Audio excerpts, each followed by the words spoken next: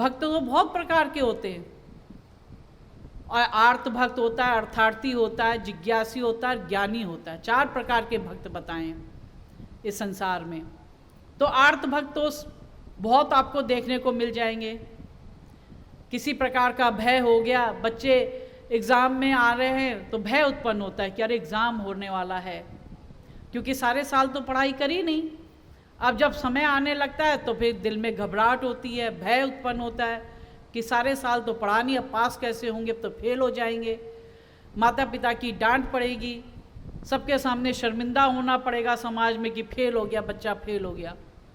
तो भय जब आता है हृदय में, तब भगवान की वो स्तुति करने लगेगा, अरे भगवान जी पास करा दो, किसी भी तरह से पास करा दो, जो है इतने रुपए का प्रसाद चढ़ा देंगे।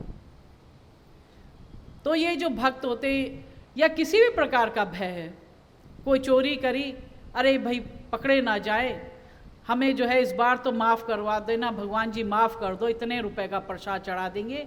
तो भय से ग्रसित होके जो जीव भक्ति करता है उसको आर्त भक्त कहते हैं।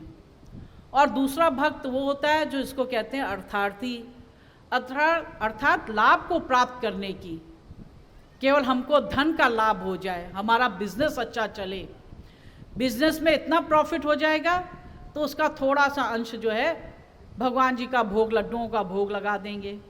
ज़्यादा फायदा हो जाएगा तो चांदी का छत्र चढ़ा देंगे, और अधिक फायदा हो जाएगा तो सोने का छत्र चढ़ा देंगे।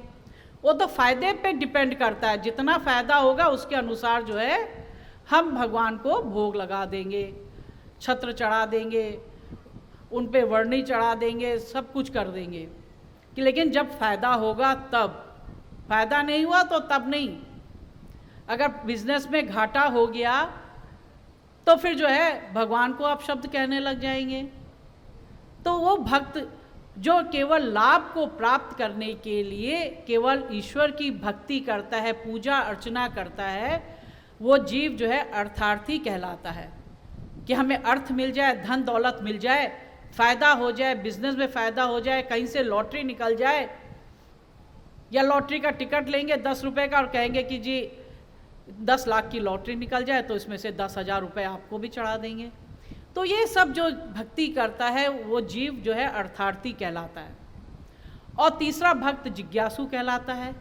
जिस प्रकार से कई अज्ञानी लोग यहाँ पे आए होंगे, जब सत्संग सुना तो मन में एक इच्छा जागृत होगी कि अरे हम भी ज्ञान को प्राप्त करें, ज्ञान के बारे में बड़ी अच्छी अच्छी बातें बताई जा रही, बड़ी ज्ञान की महिमा बताई जा रही, बड़ी नाम की महिमा बताई जा रही है, तो हम भी जाने कि वो नाम और ज्ञान क्या होता है। उसकी इच्छा जब जागृत होती है तो जीव जिज्ञासु कहलाता है।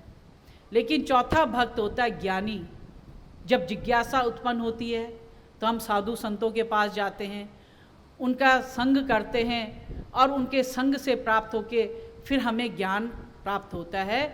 तो व्यक्ति जो है वो ज्ञानी बन जाता है। और जब ज्ञानी बन जाता है तो वो जो है जिसके लिए भगवान श्री कृष्ण भी अर्जुन से कहते हैं कि अर्जुन, ये ज्ञान मैं तुझे प्रदान कर रहा हूँ, और जब मैं तुझे ज्ञान दे रहा हूँ तो तू भी मेरे समान समदर्शी बन गया। कि मैंने तुझे ज्ञान दिया, मैंने भी तुझे अपने समान ज्ञानी बना दिया।